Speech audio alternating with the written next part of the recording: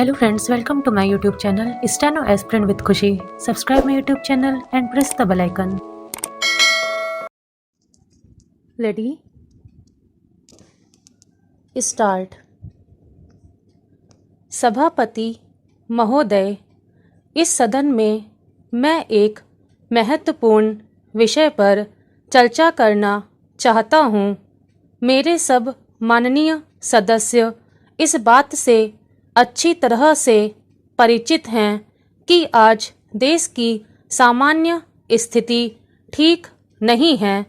देश में बेकारी दिन प्रतिदिन बढ़ती जा रही है और इसको रोकने के लिए सरकार की ओर से कोई ठोस कदम अभी तक नहीं उठाए गए हैं। वैसे भी सरकार के सामने इस अवसर पर कई समस्याएं हैं, जिस कारण वह बेकारी को दूर करने के कार्य पर कोई ध्यान नहीं दे पा रही है। यदि इस भयंकर समस्या की ओर सरकार ने उचित समय पर ध्यान नहीं दिया और बेरोजगारी को दूर करने के लिए कोई निश्चित कदम नहीं उठाए, तो देश का बेरोजगार वर्ग क्रांति के रास्ते पर बढ़ सकता है। और यदि वास्तव में देश में इस प्रकार से बेरोजगारी के विरुद्ध क्रांति हुई, तो सरकार को बहुत बड़ी समस्या का सामना करना पड़ सकता है। अतः मेरा सुझाव है कि सरकार को जल्द से जल्द इस समस्या की ओर ध्यान देना चाहिए। बेरोजगार वर्ग के लिए ऐसा निश्चित कार्यक्रम बनाना चाहिए कि वे समय पर अपनी योग्यता के अनुसार रोजगार प्राप्त कर सकें। यदि सरकारी सेवाओं में सभी शिक्षित बेरोजगारों को स्थान नहीं भी मिल पाता है, तो उनके लिए कुटीर एवं लघु उद्योग स्थापित करके काम के अवसर दिए जाने चाहिए। यही नहीं, शिक्षा प्रणाली में भी उचित परिवर्तन करने की आवश्यकता है।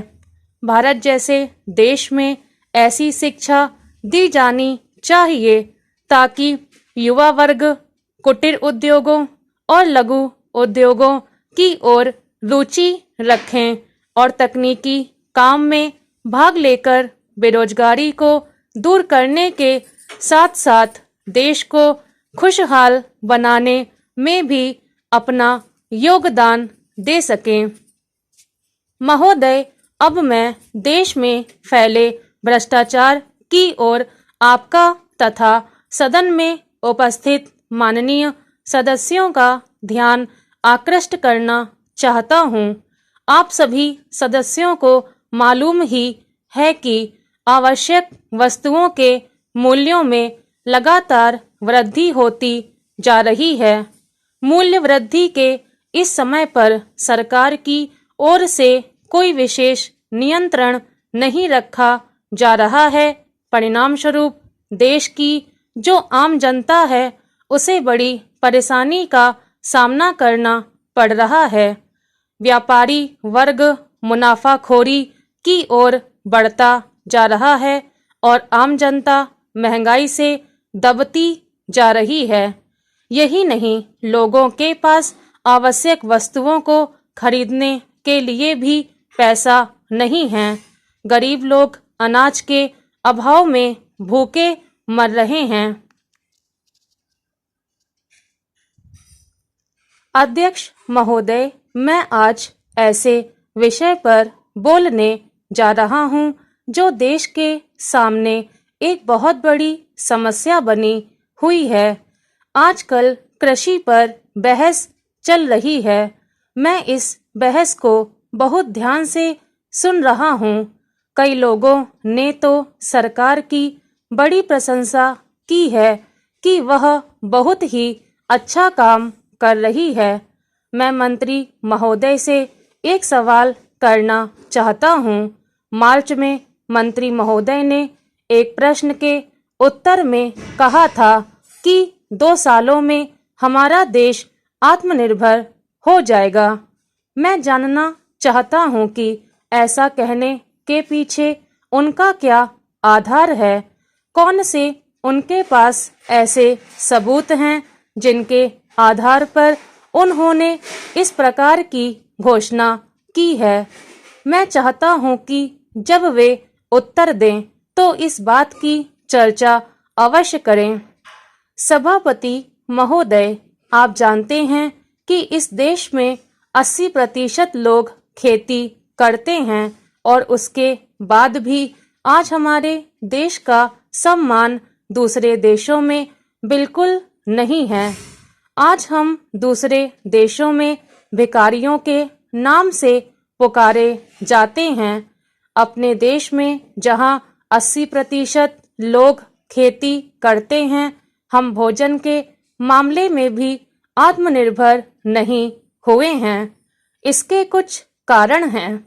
जिस समय देश स्वतंत्र हुआ उसी समय से इस सरकार ने कुछ गलतियां की हैं, जिसका परिणाम यह हुआ कि आज 30 साल के बाद भी हम आत्मनिर्भर नहीं हो सके हैं।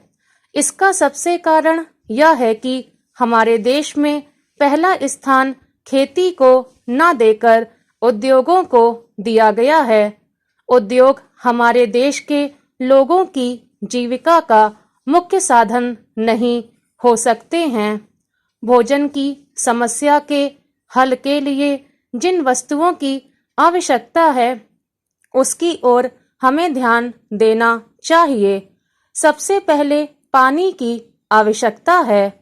मैं समझता हूँ कि देश में सिंचाई पर अधिक जोर दिया जाना चाहिए और सिंचाई तथा खाद्य मंत्री एक होना चाहिए। यह सभी चाहते हैं। पानी के बाद खेती के लिए खाद्य भी आवश्यक है। खाद का स्थान दूसरा हो सकता है। आज देश में खाद की बात काफी जोर देकर कही जाती है। यह कहा जाता है कि उपज को बढ़ाने के लिए खाद की आवश्यकता है। बिना खाद के उपज बढ़ ही नहीं सकती है, किंतु खाद कहाँ तक उपज को बढ़ा सकेगी, यह भी सोचने की बात है। महोदय, हम इस सिद्धांत पर चलते हैं कि स्त्री और पुरुष सभी को बराबर का अधिकार है। अधिकार तो है, लेकिन अधिकार होने के बावजूद भी उनको आगे बढ़ने का पूरा मौका नहीं मिलता। प्रत्येक व्यक्ति को मौका मिलना चाहिए कि वह आगे बढ़ सके, उन्नति कर सके, जितनी की उसमें योग्यता हो। यदि कोई योग्यता भी हो तो उसको मौका नहीं मिलता है। पहले तो पढ़ने लिखने से और हर तरह से भी वह मौका मिलता है। इस बात को ध्यान में रखकर ही आप लोगों को अपनी उन्नति करनी चाहिए। स्टॉप।